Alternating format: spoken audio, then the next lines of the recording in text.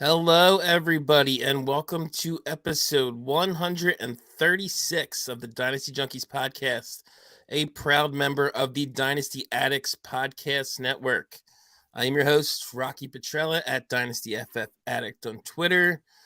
Back with my favorite co-host, Scott Sidlow.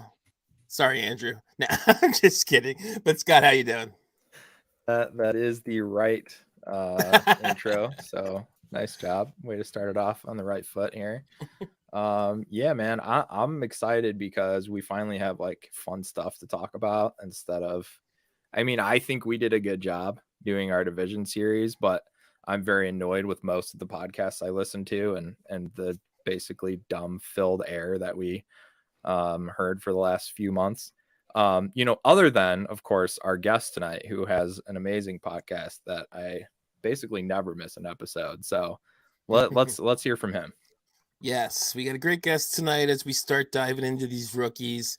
Guy who knows a whole bunch about Devy, rookies, all that stuff, the real NFL draft. Great guy to have on to start off our rookie stuff.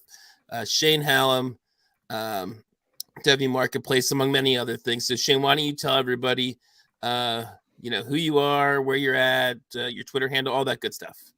No, it's a pleasure to be here as always. But yeah, if you want to download Debbie Marketplace podcast, that's my fantasy Debbie podcast with Kane and Nelly there. But for NFL draft related things is over at draftcountdown.com.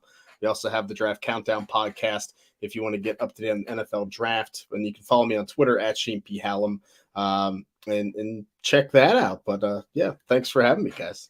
Yeah, thanks for coming on. But we'll get right into it because we are going to talk rookie QBs, but free agency began this week, so we got to talk about that. It's been a little while since we had some news and notes, so I just got to do the har. News and notes. Okay, so it's got a bunch of free agency moves that have happened and trades as well. Going back to last week, because it happened the day after our show aired, of course, was the big Carolina trade up to number 101 in the NFL draft. So they're going to get their rookie quarterback, and the Bears, Scott, are getting DJ Moore as well as a bevy of picks. So first, I'm just curious from a real life perspective. You had to love that trade, didn't you? Yeah, it's just more stuff for the Bears organization to ruin, right? That's the mindset of a Bears fan. Like we just don't know anything else but just death and despair of our rookie picks and all the things that they do. But man, you gotta love Ryan Poles, everything that he's doing right now. Getting a second round pick for Roquan and then signing two linebackers for less than Roquan signed for, pulling off this trade, couple of shrewd free agent signings. So yeah, I mean, overall he's doing a really good job.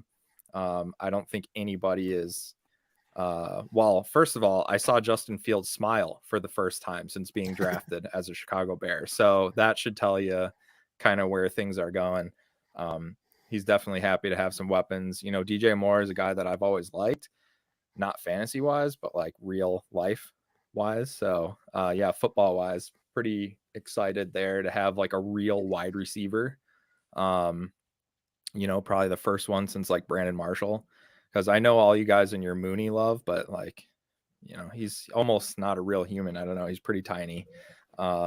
So yeah, overall, it was a great move. Got a lot of picks. I love kind of the way that they structured it, getting the future picks too, 24 first. There's just so much. It's almost like we talk about Dynasty, right? With having that roster liquidity and that's what they're doing. They're building themselves a lot of options, different ways to go in the future. So yes, I like it overall, and I like it for Dynasty too.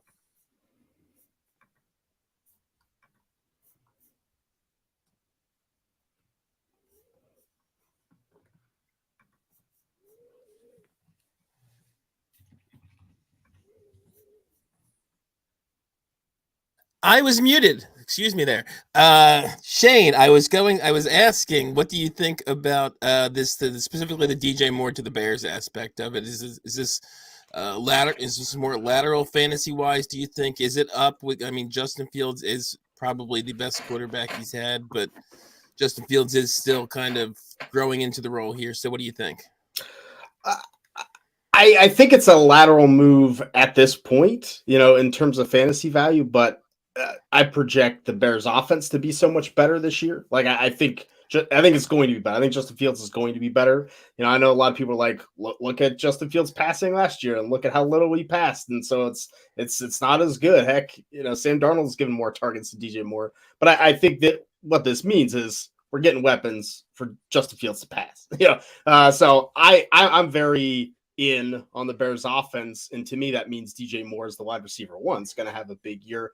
I'm not saying it's going to be quite to the level of like Jalen Hurts, AJ Brown, but I think could be kind of what we're talking about, because the Bears offense as a whole gets really good now. DJ Moore, Chase Claypool, Darnell Mooney, Cole Kmet, like it's a pretty decent group of weapons. So I'm in. I actually think DJ Moore's a value right now to trade for. Yeah, I'd agree with that. And I mentioned this on Trade Addicts this week that and you kind of referenced it too, like AJ Brown to Jalen Hurts, Stephon Diggs to Josh Allen, maybe DJ Moore. I don't know that he's quite in those guys' ranges, but maybe he helps Justin Fields make that third-year jump from a passing perspective. So I'm pretty excited about it. And like I said, I thought from a real life perspective, what they got back was ridiculous. Like the 109, and I don't even remember all the picks. Scott probably knows them, but yeah, plus DJ Moore. I mean, that was insane for the 101, but late second. Yeah, teams will do anything. Yeah, the one they got from San Fran for CMC. Yeah. Okay, and then maybe not as exciting. We have the Raiders making a bunch of moves here. They signed Jimmy G to be the new quarterback, bring in Jacoby Myers, and then trade Darren Waller to the Giants for a third. So I guess first we'll talk about it from the Raiders angle and then talk about Waller to the Giants. So Shane, is this do anything? Like, is Jimmy Garoppolo basically just Derek Carr anyway? Yeah, I don't get it from a real NFL perspective, like what you're trying to do. It's the same New England Patriots former coordinator trying to bring all former New England Patriots to a team so they could suck. Great, it's fine. I mean, I like Jimmy Garoppolo in Superflex. Like I'll trade a second all day for him to slide in my Superflex with Devontae Adams. Like, he'll be fine, but I don't know. There's no way the Raiders are going to be any good with these moves. Like, I can't see it. Yeah, I mean, that's kind of the way I'm looking at it too. I feel like I'm not too worried about Devontae Adams.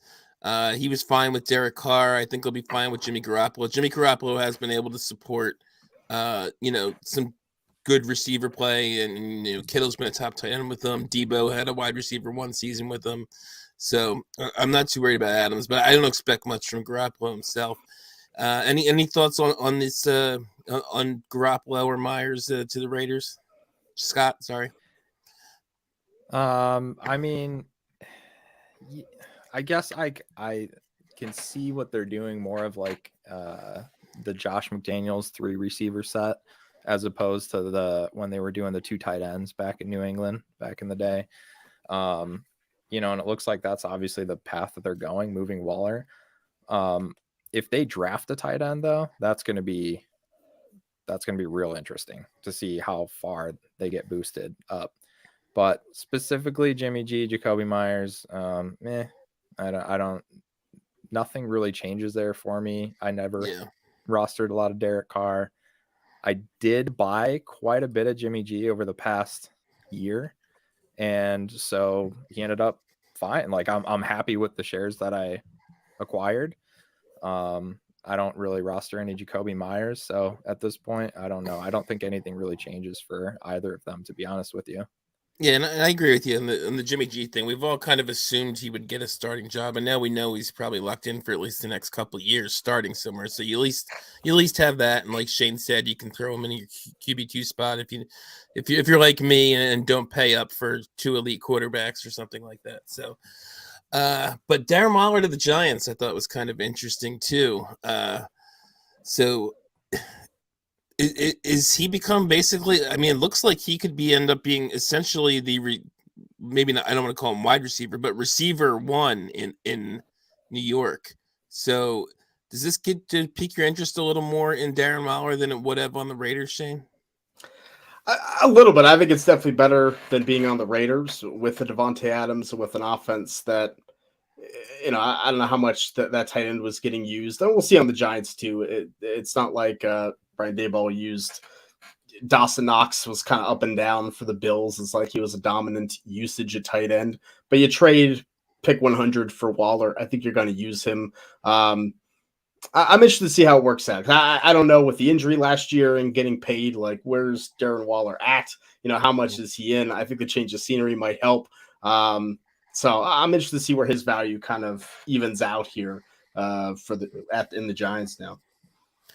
And Kelly in the chat says, "Is 130 targets for Waller reasonable?" And that's the big thing to me is that even maybe not 130, Scott, because Scott's shaking his head, but no, I do think he could. I mean, even if they bring in a rookie, there's no big name receiver on the free agent market at this point to bring in.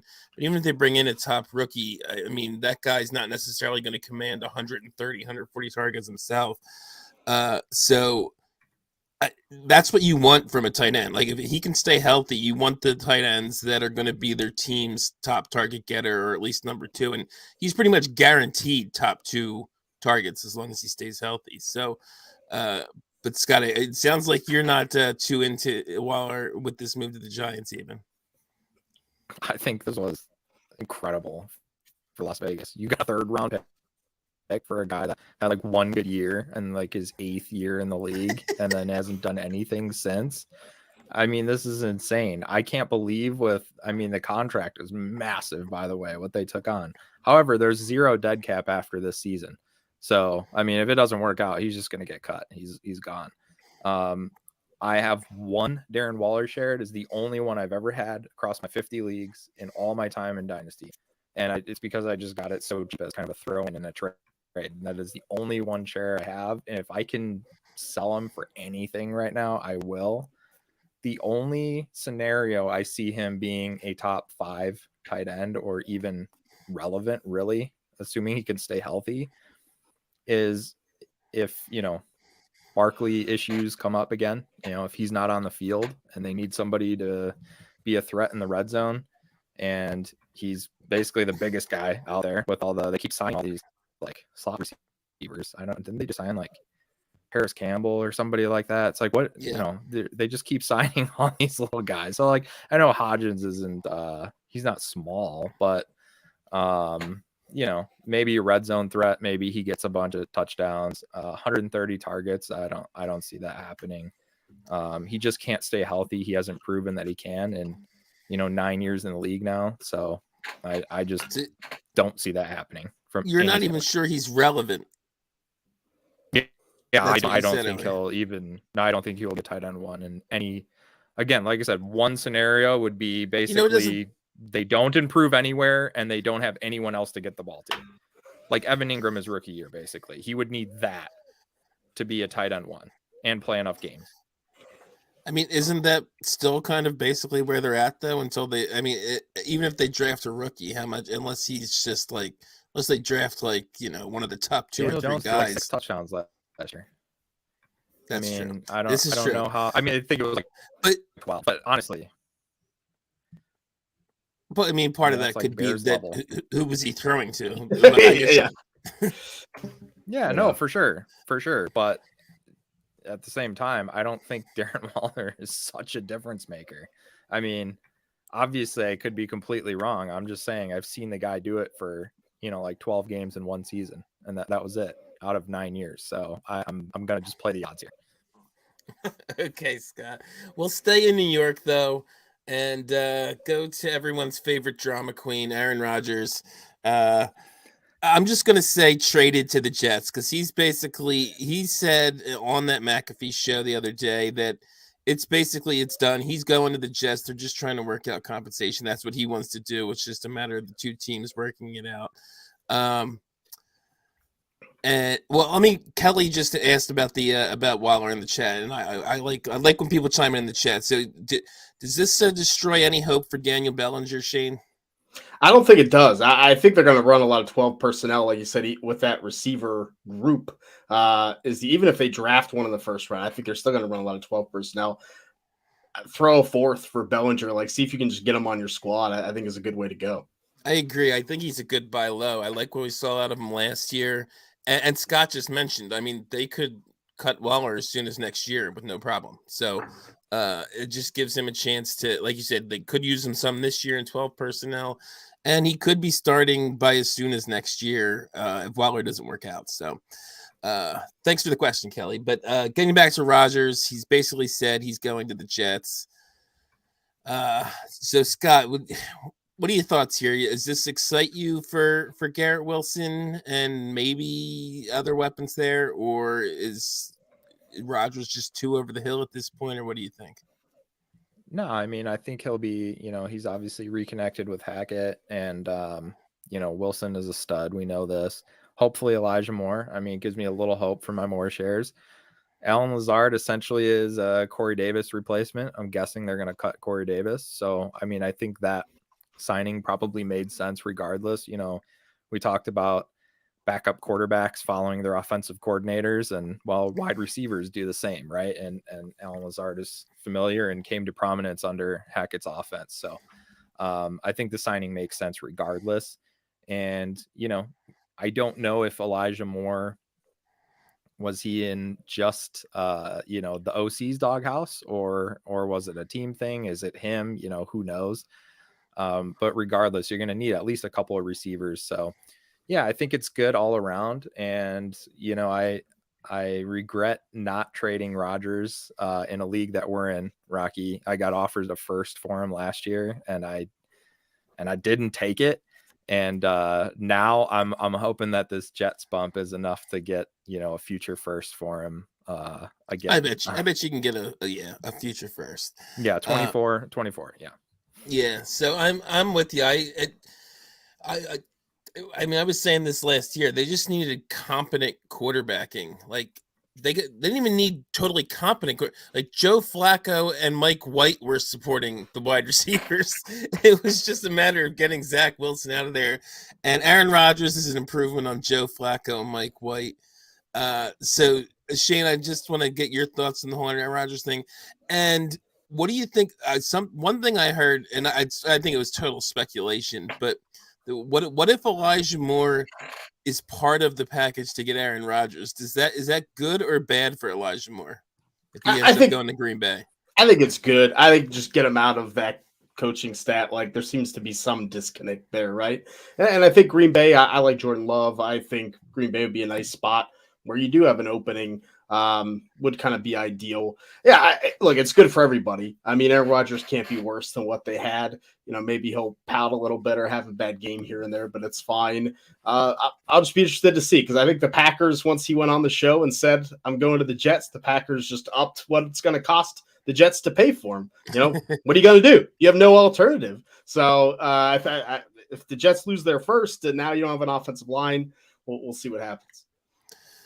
Okay, we'll move on to the next item on our little free agency list here, which was, David Montgomery to the Detroit Lions, 3-year contract for decent money. I don't know what the real money is. I don't have the guaranteed money in front of me. I know it was a 3-year, I think $18 million deal or something like that.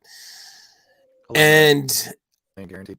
Yeah. Okay. So he's probably there for at least 2 years. Then probably I would assume before they might get out of him. Yeah. So. Which means the next 2 years of DeAndre Swift's career. But I kind of think that maybe this isn't. He's definitely better, I think, an overall back than Jamal Williams is. But I still think, I mean, DeAndre Swift was never going to be they were never going to use him as the workhorse there, as much as we might like to see him get more usage. So I don't even know that this makes a big hit in terms of his actual production. He's got to stay healthy anyway. He was never going to get 15 to 20 carries a game. I think it is probably going to tank his value some in terms of like the general dynasty market because David Montgomery is better than Jamal Williams. And I actually kind of like, he was already sinking his value before this even happened because of how many touchdowns and all Jamal Williams scored last year. I kind of like buying Swift low, and you're going to get some of those boom games. And like I said, I'm not sure what his actual value is going to settle at, but I think it's going to be even less than it was like a week ago. What do you think, Scott? Yeah, I'm a sucker for Swift. I'm gonna try to Me buy too. some shares, and I mean, I will buy them because I'm a sucker, like I said. The thing about Monty, and a lot of these contracts, almost everyone that I looked up, other than maybe Geno Smith, these deals are like really 1 or 2 deals. So they say 3 years or 4 years, and there's like Monty's actually a 4-year, but there's a void year at the end, and the dead cap is pretty much gone after 2. So just keep that in mind. Like when you see like, oh, he's locked in for the next 3 seasons, like it's pretty unlikely that that'll happen with any of these free agents, really. But Monty actually is bigger than Jamal Williams. To me, that was surprising. Like I didn't think I thought maybe they were about the same size. I thought maybe Jamal might even be a little bit bigger, but Monty's like 12 pounds heavier as of their last recorded weight for both of them. So not massive, but at least surprised me a little bit. And the thing is, people say, well, Montgomery is not really a goal line back. Well, he played for the Bears. Like, do you not realize how inept their offense has been for the last few years? So he didn't have a lot of opportunities. And even in his opportunities, he was not great. But in college, he was pretty good at scoring touchdowns. So, I mean, let's just see what he looks like on this offense. I mean, I think, yes, he can slide into that Williams role, but I think it's also more a play of this guy can do a little bit of everything. So if Swift can't keep it together and stay healthy and do what he's supposed to do, I remember him getting yelled at in Hard Knocks, though I think Deuce Staley is, not there anymore. He was the one yelling at him. That's more insurance there as well. So I think it's a really smart thing. It's pretty cheap. And he's a guy that can, kind of fill multiple roles there. And love Kelly. Kelly's been active in the chat. He says Swift to KC for a late third. Who says no? What do you think, Shane? Look, I think the Lions still value Swift, and I think Swift is going to be the classic case of a much better real player than fantasy player, right? Mm-hmm. I think they like having that change of pace player. I agree. I think it's going to be Monty almost 1-for-1 for Jamal Williams with touchdown regression lumped in there ultimately. And, when Swift's healthy, he can do great on a few touches, but he's never going to get a ton of touches. If I could get Swift for like 2 seconds, I would, but I don't know. People are considering it at this point, so we'll see what happens. And Andrew, our co-host, is also in the chat tonight. Says Detroit says no, LOL. So, probably they do, but yeah, I mean, and we're talking a lot about this from the Swift angle. Do you have any? Did either of you have any interest in Montgomery at this point in Detroit? Yeah, you like the touchdown upside based off what Jamal Williams did last year. More in on him in Detroit than Chicago. Yeah. Yeah, I mean it's a better offense. So I mean we've seen they're growing. Yeah, and he doesn't have a running quarterback to compete with. Yeah, this is true. Absolutely. Okay, so the Patriots, Juju and James Robinson, 2 guys nobody except Al House with Juju and Bosch seem to like all that much. But I thought these were both kind of interesting, and the Patriots have basically nothing at wide receiver, and Jacoby just left too, so they really have nothing at wide receiver. So, Scott, where you at with Juju? I mean, he's still, I guess, probably kind of just one of those replaceable wide receiver 2-3s that you can kind of, move in and out, get cheap. And what do you think, though? Sadly, yes. Juju is one of those that I quickly moved on from after really, I feel like a lot of really, people did that. loving him as a rookie. But what choice did we have, right?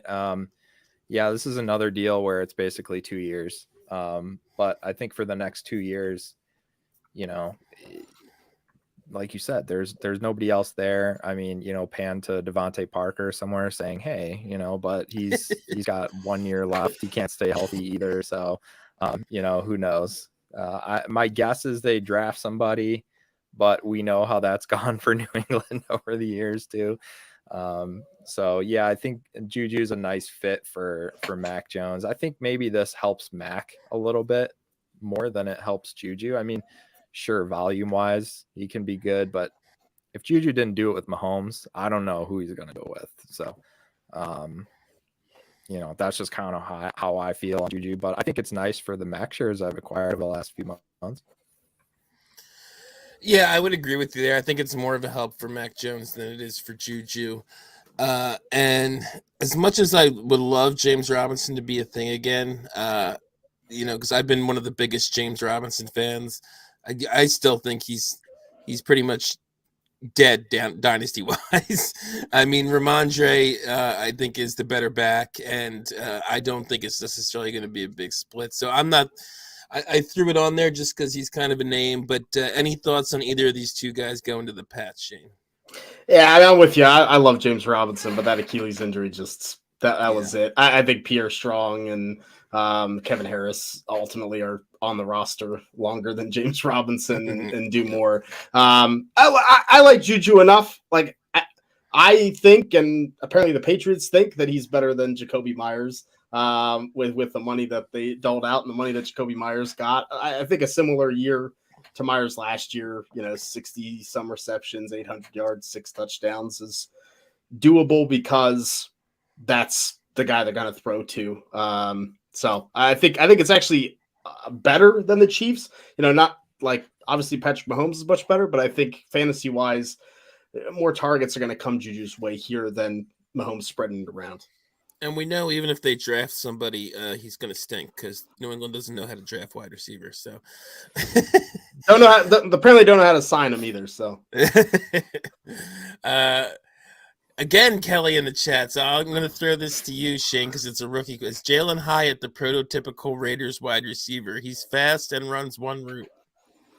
Maybe if Al Davis was still on the team, we'll see if his son does that. But yeah, he's the old Darius Hayward Bay. Just to draft the fastest guy, Henry Ruggs, right? We had that for a while with the Raiders.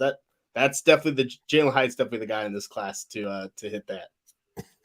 Okay, so, I want to make a statement real quick and see what Shane thinks about this, right? Because so in college, DK Metcalf was basically asked to run 4 routes. I mean, mostly 2 routes, but then he in total ran essentially 4 routes. That's all he was asked to do, and he did it.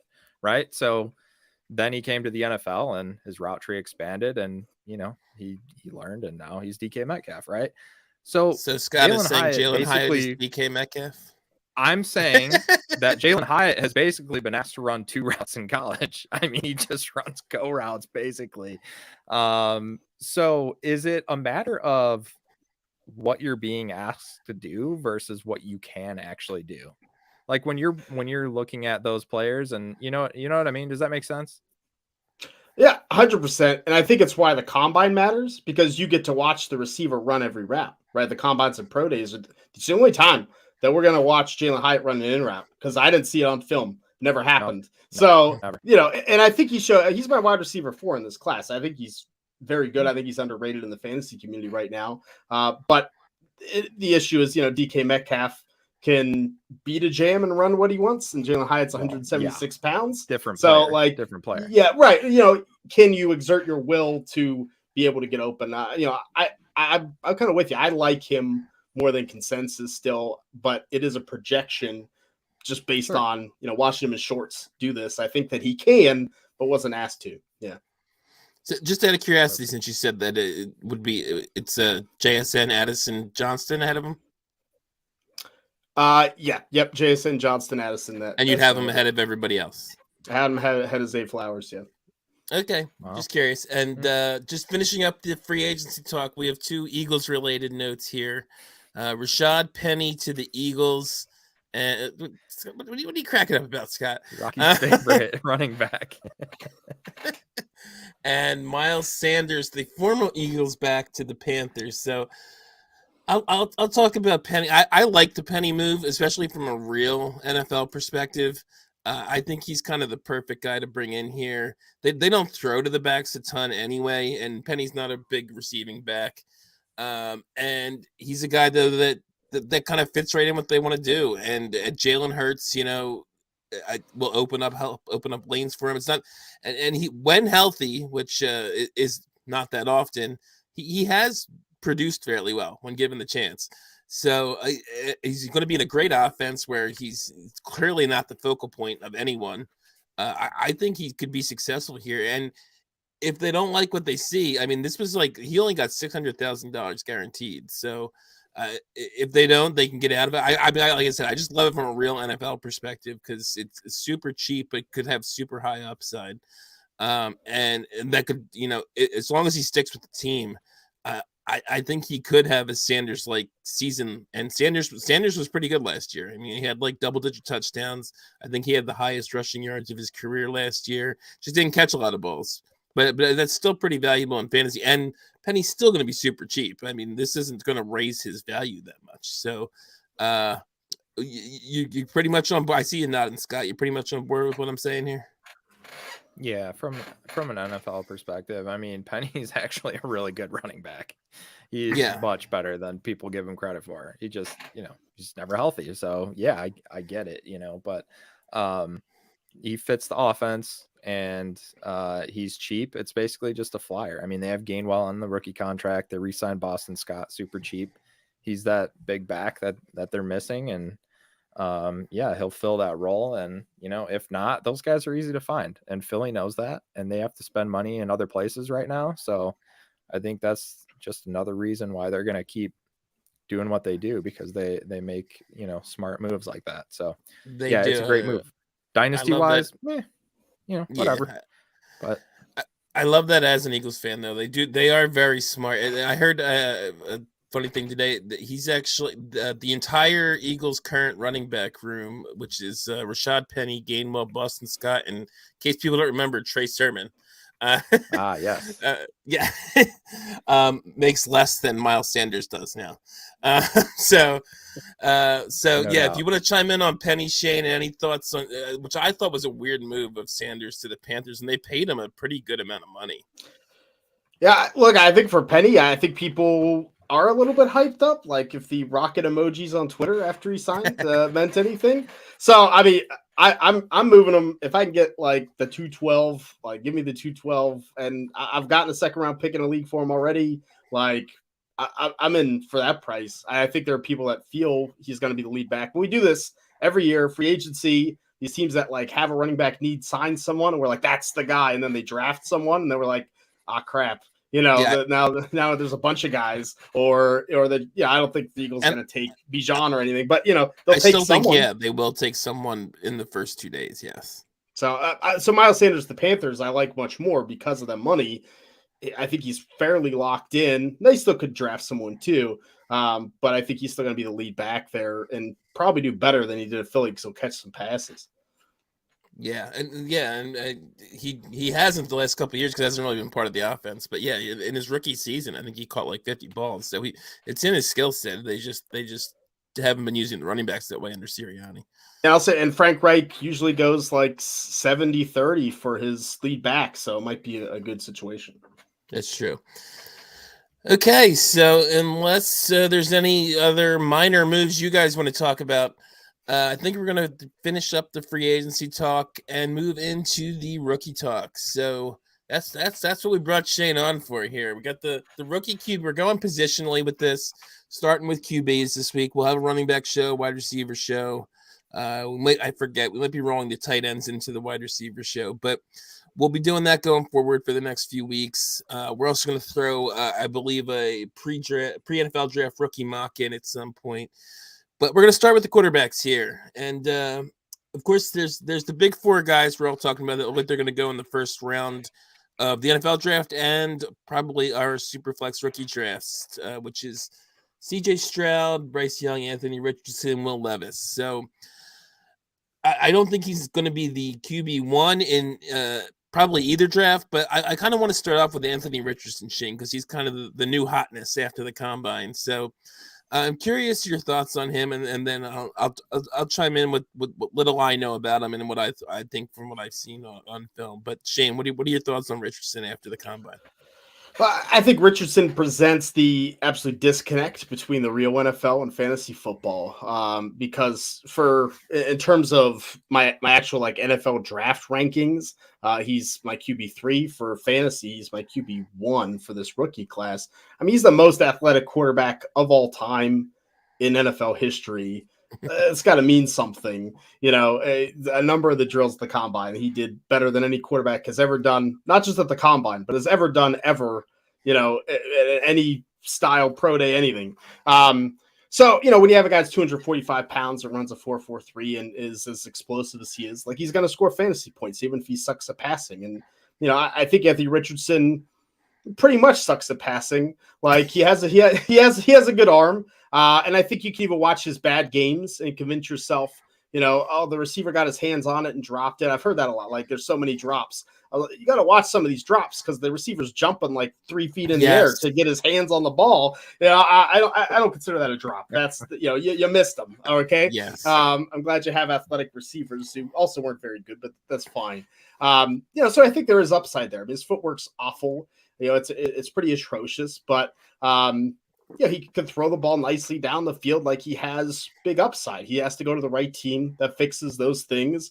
And that's rare to happen. But when it happens, it's an absolute smash. Everyone wants Josh Allen again. So, yeah, I mean, look, I'll predict right now. My hot take is I think Anthony Richardson is going to be the 101 in Superflex drafts in about 50% of the drafts when we get there. Wow. Right. Well, if Indianapolis takes him at 4, everyone's just going to blow up. Wait, are you saying the top quarterback, or I'm saying you think he's going to go ahead of Bijan? 50% of the time. I think it'll be half and half. Bijan, A-Rich, and I think I would still take Bijan, but 102. I mean, I'm probably going to take Anthony Richardson if he goes top 10. And see, I'm not. I mean, I still have to look at. Like I said, I think I kind of told you. I think this was before the show that I kind of crammed in and kind of tried to watch at least a few of all these guys. I want to watch definitely more. I usually try and watch at least 6, 7, 8 games of each guy. What I saw, I mean, you said it. You said a lot of what I think about from what I saw of Anthony Richardson so far. He is not a good passer, and and it's exactly what you said. There's guys jumping all over the place. I mean,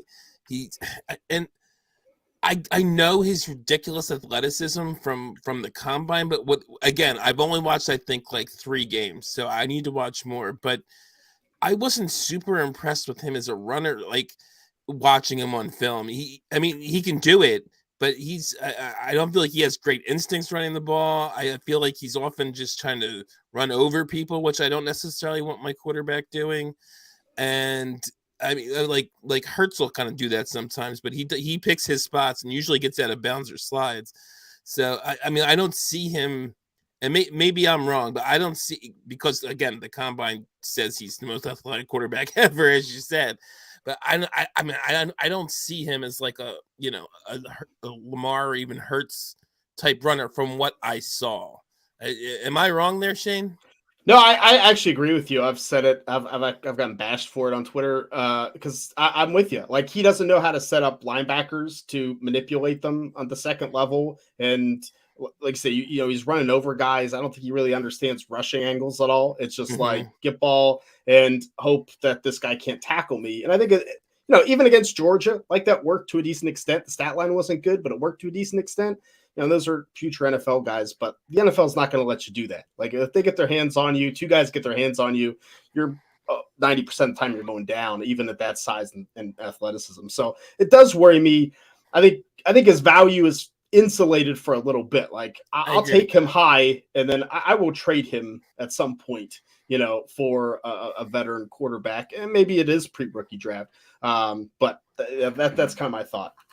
Yeah, and that if I were to take, and I don't think I could bring myself to take him at 101 or 102, But if I were, that would be the plan. Is yeah, because he will be insulated for at least a year. But I just think there's so much projection there, and you kind of said this too. I mean, how often do those toolsy guys really work out? Like, it happens sometimes, but I would say the majority of the time it doesn't. Like, when we're projecting guys because they do great, they're great athletes, and they have, they have a strong arm and all this stuff. Like you said, there's Josh Allen, and then there's a whole 20 other guys that never panned out. So that's kind of where I'm at. I'll probably have very little Anthony Richardson, because I won't be willing to draft him as high as you will, Shane.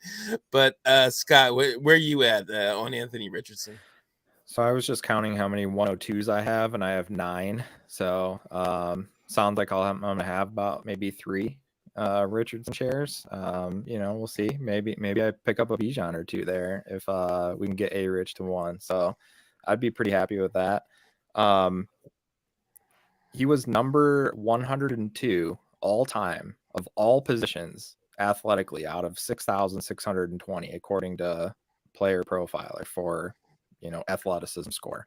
So not just quarterback wise, but the guy's just a freak athlete. So the best kind of description that I've heard is if Will Levis comes in, and let's say they're drafted like within a couple spots apart, both good team or good landing spots, high draft capital, you're gonna need to see Will Levis do it for like 2 years before you're willing to like say he's elite.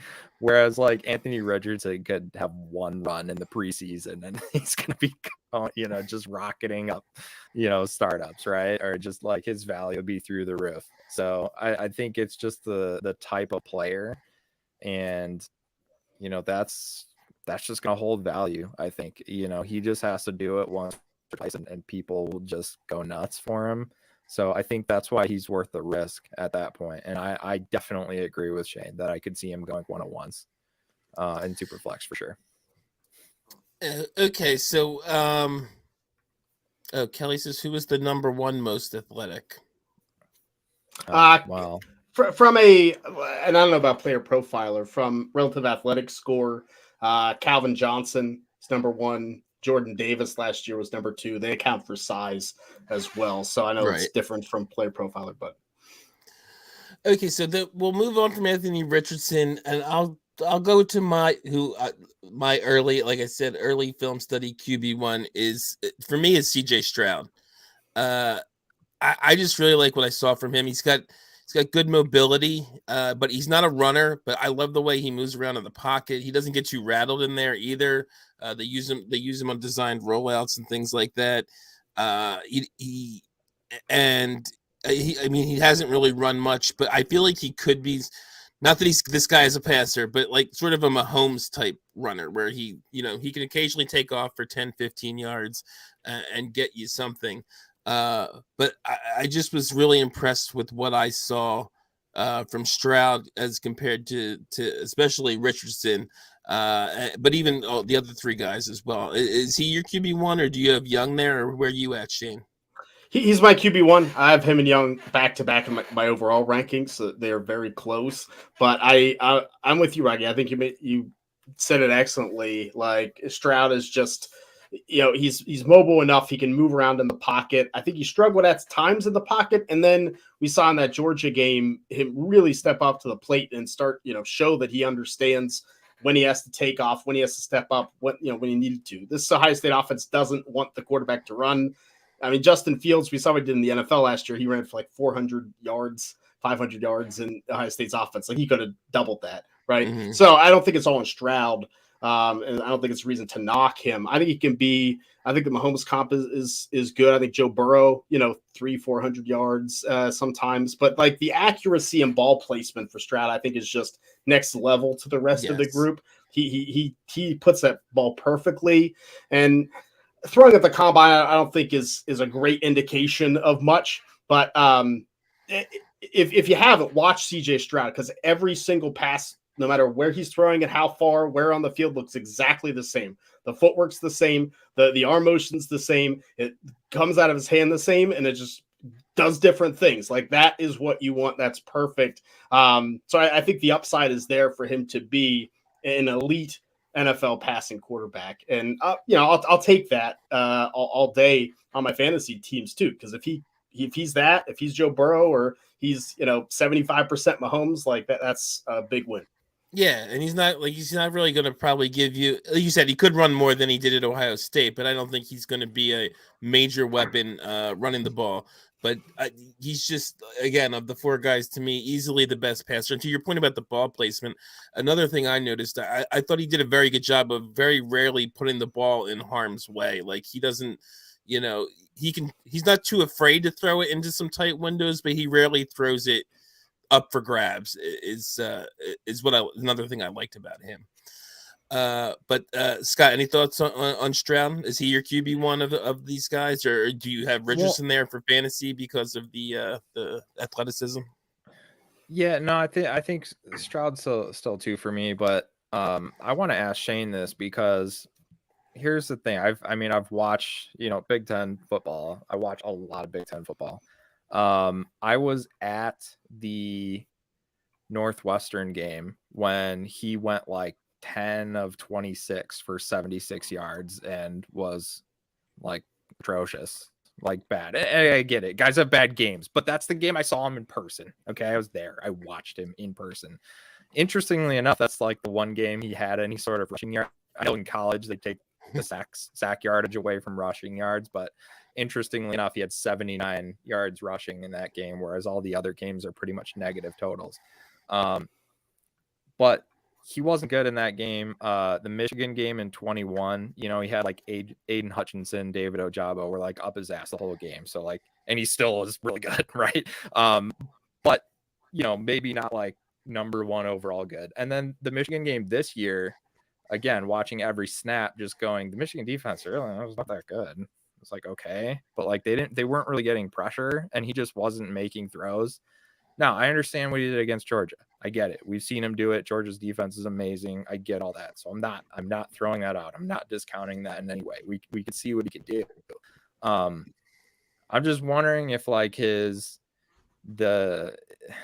inconsistency of what he does in the pocket, like, is that something that you saw in a lot of games? I know you mentioned it a little bit earlier, but sometimes it feels like he would just drift back. But I think what the Ohio State offense was, they really wanted him to stay in the pocket and make the throw. So was he just so committed to that's why we really didn't see him have the dominant rushing performance until like the Georgia game?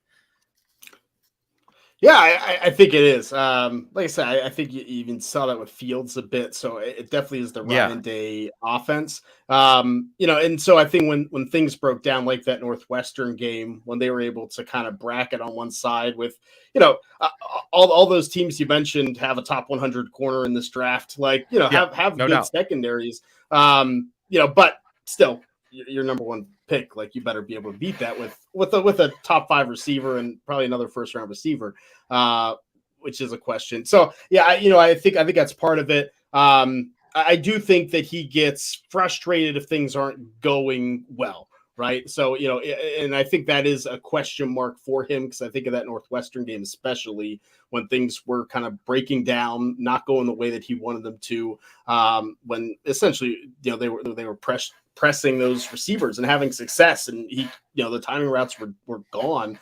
He struggled and visibly was getting frustrated. I think that is an issue. It's why he's not a Trevor Lawrence elite prospect, I think. And then I think that pocket presence and mobility question is there, because he did use it when he couldn't throw anymore. That's kind of when he turned to it. So yeah, I'm with you. I mean, I think it is. Those are question marks that arise from him, for sure. So to follow up on that, I mean, he's arguably had the best wide receivers you could possibly have over the past 2 years. Like, what NFL team has better wide receivers that he's going to end up on, right? Like, look at his landing spots. Like, who's he going to be throwing to? So it just makes me a little bit nervous from that standpoint. I don't think he's the guy that's going to be just like a total bust, and just like Ryan Leaf, right? Like, I just don't see that from him, but I'm not sure that, I don't know how to understand like his processing and all that. When you're throwing to literally the best wide receivers in the country, you know, I don't know how he's going to do against an NFL defense with lesser. So that's just my question. I guess everybody has that question, but I don't know how to project that, basically. Yeah, look, I think it's a fair question, especially compared to the other three quarterbacks going in the first round. All their receivers stunk. I mean, we're awful. All three of them, you know, other than Stroud. And he has two guys that are going to go in the first round next year, and JSN the year before that.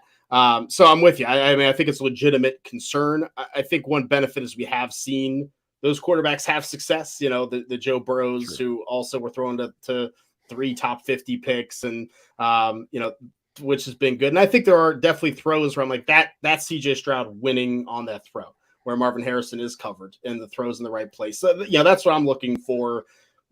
And it's tough, you know, but does he have those throws, you know, 10 to 25 yards down the field where he's throwing those receivers open, and it doesn't matter who the receiver is really. Right. I think that happened often this past year, even in the Michigan game. You know, I think it happened for him to try to make that comeback. So that, to me, that's a positive. So it's still a positive view, but I think it's a legitimate concern that you have, Scott, for sure. Cool. Yeah. Okay, so the next guy I'll bring up is I think a lot of people's number at least before Richardson's combine, the number 2 guy, which is Bryce Young. Definitely had a very good college career, but Shane, I know the big concern for a lot of people is the size. And is that a concern for you? And what do you think about Bryce Young overall? Yeah, it's a concern for me, especially from a fantasy perspective, where, you know, you don't want your super flex quarterback getting knocked out for 5 games. It's really bad, right? And I think if Bryce Young hadn't gotten hurt this year in college, I'd maybe feel a little bit better about it. But, you know, he did have an injury from getting hit, right? So, you know, that is a concern, and probably came back maybe quicker than he had to and still performed, which is good. I mean, I think from a mentality standpoint, Bryce Young's the best quarterback in this class. Like, he has ice in his veins, and in tough situations, once again, with bad quarterback play, you know, he was like elite against Mississippi coming back in that game, trying to will them back against LSU. Yeah, had some crazy passes. He's talented, and he certainly has the upside as a runner, despite that size. And even though, you know, the numbers of rushing wise in college aren't that good, he could be a 500, 600 yard NFL rushing quarterback. I think that upside is there that maybe a lot of people will miss if they're just looking at the stats. I think if he doesn't, you know, this is going to sound bad, but I think if he doesn't get broken, he's going to be a good NFL quarterback. But I think it's a legitimate concern that a guy that's, you know, just over 5'10", and I highly doubt he played over 200 pounds, and highly doubt he will in the NFL. You know, it's a question. We've seen Kyler Murray have success, have fantasy success. Like, I think Bryce Young ends up similar to that, you know, where we're always like, you know, he's performing fairly well, has some great games, has some bad games, and, you know, is going to get beat up. And I think that's going to be the concern. I would still draft him, you know, in the top 4 super flex, but yeah, I think he's going to be good, but I just hope he gets down the field, and I think some teams will be able to exploit that height a little bit too. I think Mel Kiper Jr. said something like, and, you know, whatever you want to say about Mel, but he's got 30, 40 years, whatever it is, of analyzing prospects. So at least from that standpoint, you could say he has some experience. I think he said this, I don't know if he meant for a number 1 pick or just a top 10 pick, that he would be a significant, like the only one ever at this size, right? So we've had precedent. We've had one quarterback under 200 pounds drafted in the first round. He was clearly up over 200 playing. We've had 2 under 5'11". I think it is around under 6 feet, which is Baker Mayfield, Johnny Manziel, and Kyler Murray. And that's it. We've never had one with both. He'll be the first with both. On record, he's over 200 pounds though, so it won't count. True. Yeah. But yeah, I mean, outlier essential. he's and that's hard for me as somebody that's playing the odds, in a portfolio approach. But it's hard to deny his talent, his processing. Not the biggest arm, but still can make the throws. Like, just everything is there to say, like, is he the floor guy almost, just because of the maybe limited upside of, everybody wants to say he's a runner. And like, yeah, I think what you said is accurate about him. Just all of a sudden it's like, oh, he has 500 yards rushing. Like, yeah, I could see that. But the problem is, if he is running a lot, then there's, that opens him up to the injuries. So I think it's going to be real tricky. Having 9 102s, I don't know if I'm going to have to just like split the difference. And, if Bijan goes 101 in all of them, do I just take 3 of each? Or do I just like, maybe I'm just gonna try to trade out and just go get somebody I trust. I guess it'll depend on my roster, but that's kind of where I'm at with this class, as opposed to just being like, yep, Justin Herbert, I'm all in no matter what, like I was in that class. So I don't know. I'm not there yet with these guys, but that could certainly change. Rocky, we'll throw it back to you here so you can get your thoughts in on Bryce Young. Yeah, he's the guy I've watched the littlest of so far, but the size is obviously a concern. And one other thing that stood out to me is, I guess it's more of a real NFL thing, but I'm curious if you agreed with this shit. He seemed to have a little kind of a happy feet kind of thing going on in the pocket, where he'd often be hopping around. And I mentioned, I thought that Stroud did have pretty decent pocket presence. I didn't feel as much that with Bryce Young. Am I off base on there? Or? No, I think you're on base with the feet. I think when he goes to throw, the footwork is good, but he does move and pat those feet a lot, which I don't think is necessarily an issue. I think more quarterbacks are doing that even in the NFL and doing it fine. But it could be a question. It could be a question, right? Things start getting off balance, and it's easier to get the footwork off. So I don't think you're wrong there. Okay, yeah, I don't really have a ton else to say, but like I said, he's the guy I watched the little stuff. This guy I feel like least confident in talking about so far. Anyways, I was gonna let you and Shane go there anyway. So, the last guy of the 4, and I think he's 4th for a lot of people, although some people do like him, is Will Levis, and I can kind of see why some people like him, because there's definitely issues there. But then you'll also see, like, when I was watching, he'll throw a dart down the seam that's like right on target to a guy every once in a while, and it's like, wow, look at that. That was a dime. But I'm not in love with them. I would put him 4th of these guys. What do you think, Shane? Yeah, I think he's a clear kind of step 4th. Maybe I don't have him super far behind Anthony Richardson from a real NFL perspective, but he's just so inconsistent. And the highs, especially in 2021, when you had Wan'Dale Robinson, and the highs were pretty high there, because there are some games you're like, oh, this guy is legitimate. Because, like you said, a lot of the tough passes, that seems to be where Will Levis shines, and then the easy stuff, he just can't hit like these crossing routes and these slants. And I'm like, it was kind of like Richardson for me, a point where he'd be throwing it to a guy, and the guy had to jump like 3 feet in the air to get it. Yeah. Yeah, and I mean, he got abused by a lot of these defenses this year. At Penn State, he lost the job to Sean Clifford, who's one of the worst starting quarterbacks I've seen in the Big Ten. That makes no sense. So it's like, what's going on here? I think it's a question. But once again, the upside's there. Teams are now chasing that dragon of a big athletic. Anthony Richardson gets the hype, but Will Levis had almost 400 yards rushing in 2021, which for college is really good when you get the negative sack yardage, because his offensive line was not great that year.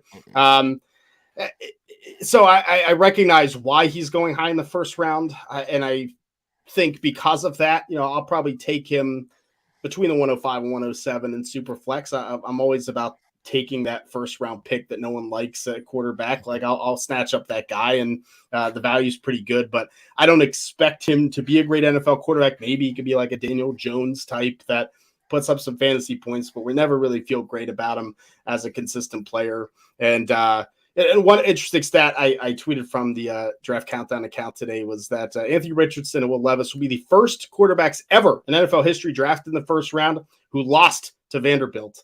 the year they were drafted. Only quarterbacks ever. That's incredible. Any comments on Levis before we move on? He's 3 years older than Richardson, so I'll start with that. He's almost 24. Richardson's not even 21 yet. I've heard a lot of people be like, well, he's kind of like, the next Josh Allen, like his upside, right? His ceiling, like Josh Allen. I don't know that, like maybe Richardson is. I don't know that I see that with Levis. I heard or read somewhere, and I apologize, I can't remember where it was, Jay Cutler. And I thought about that from like, well, a big arm, not the best decision maker, mobile, but maybe not like, necessarily a rushing quarterback. So I'm like, yeah, I guess I could kind of see that. I mean, if you look at the trajectory there and the ultimate value Jay Cutler brought to your dynasty leagues, like that's probably best case for Will Levis, I would think, right? Like I think that's maybe, like you said, Daniel Jones, right? That's maybe a better example, but I think I don't know that he necessarily has the upside of being like a top 5 guy, even though he's like toolsy and all that people want to say, but I'm not sure that I personally see any of that. I would have loved to see him stay at Penn State and play with those guys just for the sake of their offense. But, at least if he came from Penn State, we might have a different opinion than coming from Kentucky, but who knows? Yeah, and I think Levis, from a dynasty perspective, is a guy I'm probably not going to have very much of either, just because of all we've been saying and the inconsistency, and that we don't think he's going to be a good real-life quarterback. And I just have trouble drafting those guys that I think are going to stink. So that's why I had 0 Zach Wilson. I'm sure, yeah. And I'm sure some people drafted him and still got out for a first eventually, at least the first eventually anyway. But if I don't think you're going to be good, I have trouble drafting you, even with the insulated QB value. So yeah, I'm kind of out on Will Levis, at least as of right now, and I don't think it's going to change watching more games, given Shane's opinion as well. So, but before we talk about anybody else, I just wanted to ask you, since you also analyze this from a real NFL perspective.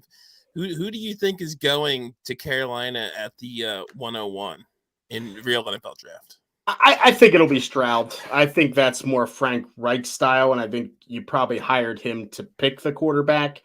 I know there's going to be Anthony Richardson rumors for a while, but I don't think Dave Tepper is that kind of owner either. That's like, give me the big athletic. He's not Al Davis. Like, he's not that kind of owner. So I think they will go for Stroud. I could see Bryce Young, but I think it'll be between those two ultimately. Do you think Young goes 2 then, or do you think there's a chance Richardson, because Houston has 2, right? Yeah, I think Young goes 2, and I think the Colts, Chris Ballard's going to find a way to get Anthony Richardson with that athleticism. The Colts are going to end up with him. Okay, and in regards to, these are the 4 guys everybody's talking about, and in regards to everyone else I just put, who else is worth talking about? The name I've heard the most is probably Hendon Hooker. Would he be your QB5, Shane? Yes, and he's the only other one we're talking about. That is it. That is the extent for fantasy for me. I think Hendon Hooker. I think he's going to end up being a fringe top 50 pick. I think he's going to go in the second round. He's an older prospect. Fantasy players don't like that. He did tear his ACL this year. I think he was on course to be. This was on course to be the Big 5 had he not torn his ACL, because he had a phenomenal year for Tennessee, was lighting it up. He's another, has some athleticism, very accurate quarterback. He's not the big arm Anthony Richardson Levis type, though. I think it's NFL. He's NFL prepared. But the way that he dissected a defense like Alabama that's going to have 5-6 guys drafted, I think is awesome. You can get it downfield. That's that is it. So Hendon Hooker, I think, is going to be potentially a steal in fantasy drafts for Superflex. I think he is a guy to really target if he falls into the second round. I've seen him fall in the third round, some of these NFL drafts. So, as Andrew asked, no Stetson Bennett for me, the 190 pounds Isn't he like Wonder. older than like half the NFL quarterbacks at this point? I think it's like 30%. He is, Yeah. and I've heard he's a super like weird dude as well. And his pro day was not good. Like it was pretty rough. So he'll get drafted, but no, I think Hendon Hooker's about it. And yeah, that's bad when a pro day. Like they pro days are set up for these guys to just show off, and if your pro day's bad, that's not a good sign. But yeah, and I only watched the 4 guys, so I didn't have much to say about Hooker or Bennett or anybody else. I was just going to leave that to you, Shane. And you're saying there's basically nobody else beyond that. So I guess we'll tie a bow on the rookie quarterback talk then. I believe next week we're getting into running back, so you'll hear more then, some more rookie talk going forward. Andrew says Stetson Bennett is practically a grandpa. But at this point then, I guess we will get into our favorite segment every week. Find me a trade. Find me a trade. So this week we have it submitted by Kelly, who's been in the chat, as I mentioned. Well, wait, Kelly, does Kelly have another question? Kelly's just pumping them out here. If Hendon Hooker was 22 but still coming off an injury, would you like him more than Levis, Shane? Good question. I think it'd be much closer. I don't think I would, but I think it would be much closer. Okay, but our 5 minute trade is also submitted by Kelly, who's been pumping out the questions in the chat. He's at KP Poker KP on Twitter. It's a sleeper league, 14 teams, super flex, 6-point passing TDs, -2 for INTs with tiered PPR, 0.75 for running backs, 1 wide receiver, 1.5 tight end premium, and start 11 with the 14 teams. Quarterback, running back, 1 wide receiver, 1 tight end, 6 flex and a super flex. So pretty deep rosters. And Kelly's comments were just that he won the championship in 2021. Playoff team that lost in the first round this past year, and he's torn whether he should tear it down or load up for one more run. So, Scott, you want to run down his roster, and then we can get into our trades? Yeah, first, though, I want to say to Kelly, this is awesome. Probably my favorite format, 14 teams, start 11, and all those settings. So, nice work on this one. Okay, quarterback room, Mahomes and Watson. And then that's basically it. Running backs, Amir Abdullah, Samaje Perine, Justice Hill, Anthony McFarland, Ty Davis Price. Wide receivers, Jamar Chase, Traylon Burks, Garrett Wilson, Calvin Ridley, T. Higgins, Isaiah Hodgins, Cedric Wilson. And that's about it there. Maybe a little David Bell there for Rocky. Even I've given up on David Bell at this point, Scott. Oh, I love David Bell. Tight ends, I do too. Still Jake Ferguson and everybody's favorite Devi tight end in like 2019, Jalen Wettermeyer. He also has the 101, the 104, the 105, the 203, the 208, 210, 213, and 305, as well as multiple 24 firsts and seconds, and it looks like multiple 25 firsts as well. So great wide receiver core, 2 top quarterbacks, and then a whole bunch of picks to work with there. So really in a good place. Okay, so Shane, I guess I'm gonna start with you because you did. Well, you have a few different traits here. One's for quarterback, but a lot of them are tight end related, which is kind of where I went with it. So I'll let you start, and then I will get into mine. Yeah, look, I think this is a contending team in a 14-team league. Like, let's go, especially with those picks. I think maybe it was smart to set it up like this. So, yeah, I mean, most of mine is tight end related because the tight end position is kind of barren. Though I do think trying to get Joe Burrow would be huge because if you set that up with Burrow, Chase, and Higgins, if the Bengals are really good, you win the league, right? Like that's just how it goes. So I proposed Watson in the 105 for Joe Burrow, which I think would make that Burrow owner really think about it. You could still spend the 101 on Bijan, and then the tier PPR running back doesn't matter that much. I think that's all you need. And you still have picks left over to fill in, the third quarterback gap. Yeah, and then the rest of mine are tight ends. Like I would, before free agency, these guys sign, I would go after Dalton Schultz, who's on the trade block, it appears, and Mike Gesicki. 203 and 24 second for Dalton Schultz, I think is fair value and would make that owner think really hard. 210 for Mike Gesicki, maybe it's a little low in a 14-teamer. Maybe you could sweeten that deal a little bit. And then I like Pat Freiermuth as well. The 105 for Freiermuth and 201, I think you bump down, still can end up with a good receiver, or another tight end shot, young tight end shot. But I think you get a starting tight end, this team's ready to compete. Yeah, I like those tight end ones a lot. And like you said, we all kind of went the tight end route here because it is just like he has nothing. So, and I agree with you, Shane, that this is a team that can compete. And I think the value is pretty good on all those trades. I like the 210 for Gesicki. We still don't know where Gesicki's going to end up. If he ends up in a decent spot where he seems like he's going to be the, maybe the second option there or something, I'm not sure where that spot is. I haven't really thought about it. But if that happens, he could definitely be even worth more than the 210 a week from now. So, and I'm a big Freiermuth guy. I like what we saw of him last year. If he had gotten more touchdowns last year, I think he'd be regarded a little more highly than he is. I think he only had like 2 or something like that. So I really like both of those. The Burrow, I think, is totally fair value. It's my own personal bias that Scott knows about, where I don't like paying up for QBs, and I'm fine with Watson. So, but I definitely think that's spot on value wise. But Scott, any thoughts on Shane's trades before we get into mine? Well, I think you broke it down perfectly from the standpoint of we want to target tight ends, and if we assume we take Bijan at 101, then that'll be fine for running back because you only need to start one. So I completely agree with that. I absolutely love the Burrow stack. I almost went that way with my trade initially. So, just looking at that manager's roster, I don't know if they, would do it, but I think I would certainly love for Kelly to do that. So yeah. And then all those tight ends, I'm also in on and acquiring shares of Gesicki and Freiermuth personally. So that was good stuff. And yeah, so basically I did kind of what Shane did, just a little bit higher. So I aimed a little bit higher. I went send the 104 and 203 to all the smoke for Mark Andrews.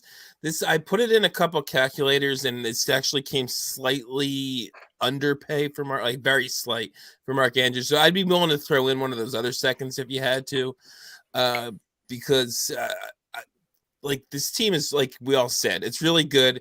It's got like nothing at running back, but as we said, Bijan he'll get at the 101, and he could get Gibbs at the 105 as well, even if he does this trade where he trades the 104. If we assume that quarterback might go 2, 3, 4, so he could end up with 2 pretty good running backs, and get the tight end in Andrews here. All the smoke also has Kittle. And the rest of his team is not that great, so it would make some sense for him to do this. And he's also getting in a 14-team start 11, 2, potentially 3 players in terms of the picks that he's getting back. If we throw in another second there, so a 3-for-1 potentially. If we throw in another second, is not bad when depth isn't important in a 14-team start 11. So, and like I said, I'm just shooting a little higher with Mark Andrews, and I think you could get him possibly even just for these 2 picks coming off the down year, the uncertainty with Lamar and all that. I still think he's an elite player. So, Shane, what do you think of that one? No, I like it. I think, but man, I always take Mark Andrews on my squad, so I think it's good. Yeah, like I don't mind paying for the elite tight end with this roster. I do think the third quarterback is a need, and you do have to think about that in the draft, perhaps, or maybe another trade. But I like it. You think that is 104, 203 enough to get it done for Mark Andrews at this point? I feel like it should be. That's what I thought. But yeah, especially I put in a couple roster. Calculators, and it said it was an underpay, so I wasn't sure. Yeah, and it might be one of those things you got to do when you're on the clock with the 104 too, and Bryce Young is staring that guy in the face. Exactly. Like, yeah. Okay, so if you want to comment anything on mine, Scott, and then we can get into yours. You went a little kind of similar, but also threw in another piece there. So we'll get into yours and finish up here.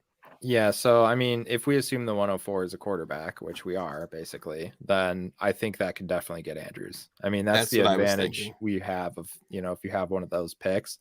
So the cool thing for Kelly, and he just gave us a little more context on the league here in the chat.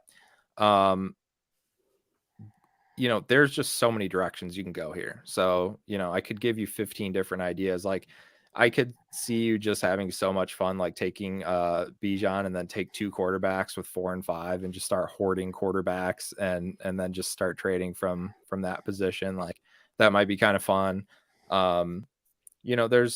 You give yourself a lot of flexibility with those future picks. So you did a great job acquiring those from what you said was a terrible draft. So good job recognizing that and then, getting there. And yes, I agree. Being the commissioner and losing to your idiot friends is terrible. And, that is my exact definition of my home league. Just me, with all these leagues and podcasts and all this, and I can't beat my moron friends that don't even know 18 players in the NFL, but that's how it goes. Right. So, what I decided to do for your team here was kind of a combination of both. Cause like Shane said, tight end is what you should be targeting. And then you really just need one running back. If you use the 101 on Bijan, like that should be good, right? But are we sure that like he's just going to be like top 3 scoring RB this year? I mean, yeah, he has the skill set to do it, but it doesn't guarantee anything. So if you really want to win this league, here's a trade to go try and do that. The team RG man is out of quarterbacks completely. He has no starting quarterbacks on his roster. I looked at him too when I was looking. He's toast. All right. He's going to have to sell off. He's got like Hopkins and Tyreek Hill, and it's just old players and no quarterbacks. He's got no shot in a 14-team league. He's not going anywhere. So you definitely target him.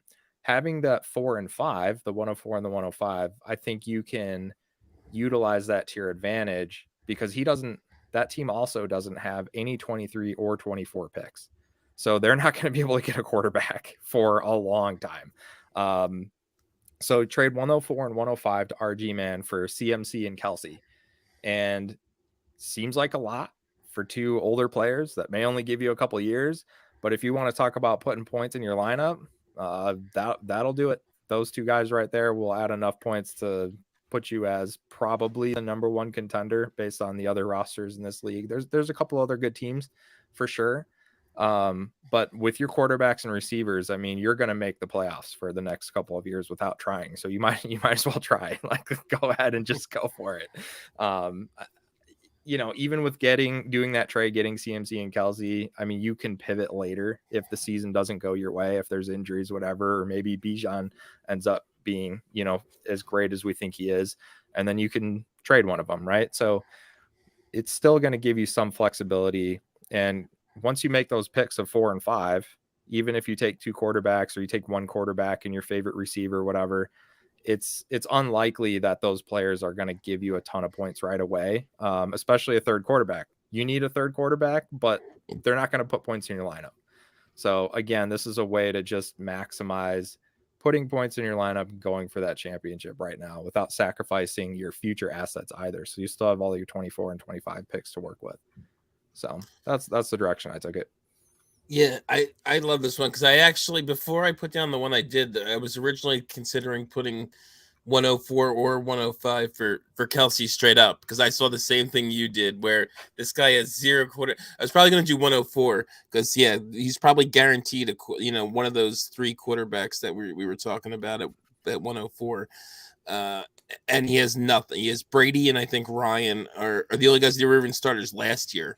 And now they're not this year. So it makes it so much sense. And like you said, his roster is so old. Like I assume he realizes with no quarterbacks he has to rebuild. So and no picks. So no picks. It was almost it was very similar to something I was considering. But Shane, why don't you finish this up here and then we'll head out.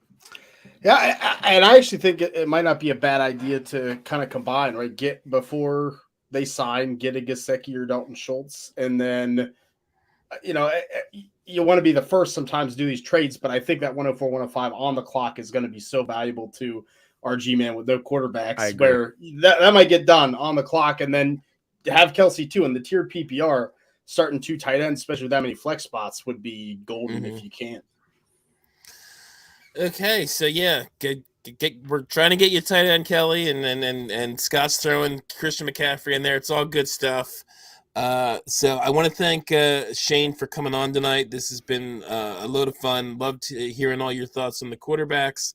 And I just want you to remind everyone again where they can find you on Twitter, on podcasts, and everywhere else. Absolutely. You can follow me on Twitter at Shane P. Hallam. Go to draftcountdown.com. I'll have a 7-round mock draft coming out on Monday. So if you're into that, then you can take a look at that and subscribe to the Devy Marketplace podcast for fantasy, Devy, Dynasty, rookie stuff, and Draft Countdown podcast for the NFL draft. And the Discord. Devy Marketplace Discord. And the Discord, yeah. We have fun Discord. Kane never fails to mention the Discord, so I hear him mention it all the time. But anyway, in terms of us here, we're gonna finish up now. I'm at Dynasty FF Addict. He's at Scott_Sidlow. As I always hear you guys say, because I do listen, Scott, when I'm not on. Andrew doesn't get his Twitter handle set because he's not here. So you can follow the pod at Dynasty Junkies. Make sure you're also following the DAP Network on Twitter at DAP_network, also on YouTube, so you can see us when we go live. They're taking a little break now, but Fantasy Timeline also goes live. So a lot of good stuff if you subscribe to the YouTube. Also, please, if you can, give us a rating and review. It helps people find us. It helps the pod do well. So if you like what you heard, give us a 5-star review. If you don't like what you heard, then don't do anything. Just ignore me. But I think that will pretty much finish us up here. So, Scott, why don't you take us out? Thanks again to our guest. Even though he's an Ohio State fan, we still love him. Alumni. At least I went there. Yeah, no, that's legit. I'm totally cool with that. So very fair, very fair. Thanks to everybody in the chat. Appreciate you jumping in. Thanks to Kelly for the awesome FMAT submission. Next week, when you guys have 5 minutes, jump on any of our Twitters or the handle. There's a link there. Submit your find me a trades, and let's get you on the show. We need more submissions that we can find some different stuff and make those good for everybody. So we appreciate you. So again, for Shane, for Rocky, I'm Scott Sidlow. Junkies out.